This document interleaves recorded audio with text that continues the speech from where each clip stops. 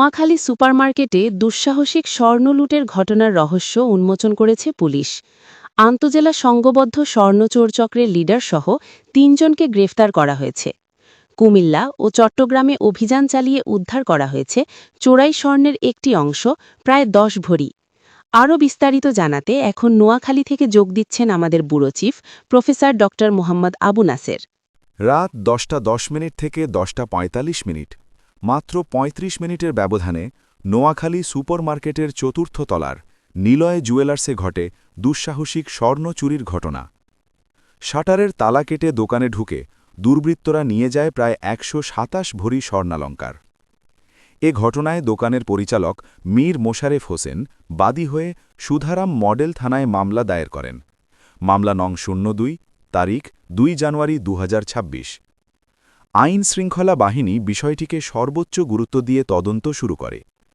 রোববার নোয়াখালী জেলা পুলিশ সুপারের সম্মেলন কক্ষে সংবাদ সম্মেলন করে পুলিশ জানায়, সিসিটিভি ফুটেজ বিশ্লেষণ, গোপন তথ্য এবং তথ্য প্রযুক্তির সহায়তায় শনাক্ত করা হয় আন্তজেলা চোর চক্রটিকে।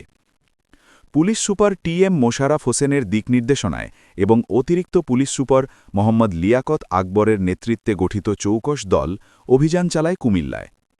কুমিল্লার মুরাদনগর উপজেলার ভাংরা পাকা সড়ক এলাকা থেকে গ্রেফতার করা হয় চক্রের মূল হোতা মোরশেদ বা মহসিন মোশাররফ এবং তার স্ত্রী শিল্পী আক্তারকে।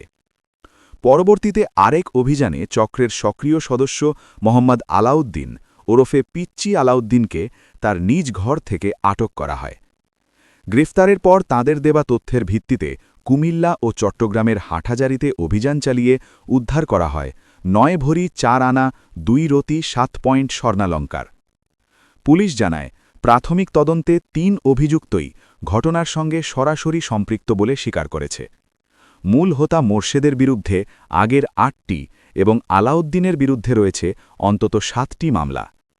আইন শৃঙ্খলা বাহিনী বলছে, এটি ছিল অত্যন্ত সুসংগঠিত একটি আন্তজেলা স্বর্ণ চোর চক্র।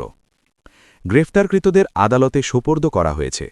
এ মামলার তদন্ত ও চোরাই স্বর্ণ উদ্ধারের অভিযান এখনও চলমান। ধন্যবাদ নোয়াখালী ব্যুরো চিফ প্রফেসর ড মোহাম্মদ আবু নাসেরকে। স্বর্ণলুটের ঘটনায় গ্রেপ্তারকৃত চক্রের অন্যান্য সদস্যদের ধরতে পুলিশি অভিযান অব্যাহত রয়েছে। টিভি9 বাংলার সঙ্গেই থাকুন এবং টিভি9 বাংলা টিভির পেজটি ফলো দিয়ে রাখুন পরবর্তী আরও খবরের জন্য।